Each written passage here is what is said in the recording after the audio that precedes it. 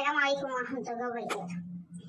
ينفع يا جماعة إن أنا أقول لبنتي ممكن تغسلي بس المواعين عشان مش قادرة، وكم كوباية دول؟ تقولي لأ، نضفيهم الأول من أي دهون وبعد كده أنا أغسلهم. يعني أنا أعقم لها الأطباق. إيه الجديد؟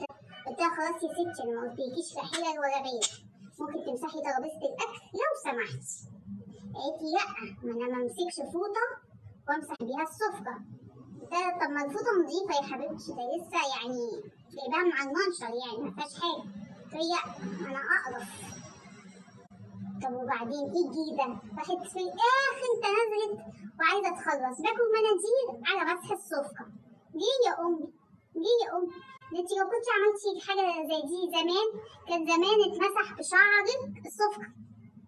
يعني ارحمونا شوية.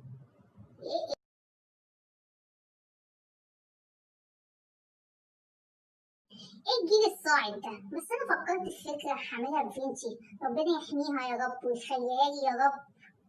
أميرة أميرة أميرة يعني. قولوا أمين. المهم فكرت بقى أعمل إيه؟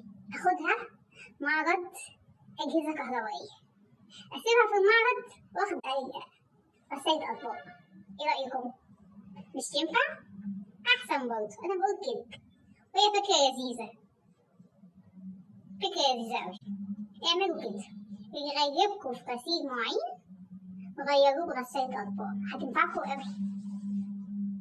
ولا الأطباق عايزة تبقى تجيبها، بقولها طب بعد كده لما تتجوزي هتغسلي الأطباق ازاي؟ قالت لي ما أنا هجيب اللي هي الفل دي، استعمال واحد يعني. استعمال واحد إيه يا أمي؟ انتي هتشوفي فل الفل يعني. يلا زي ما قلتلكوا استبدلوه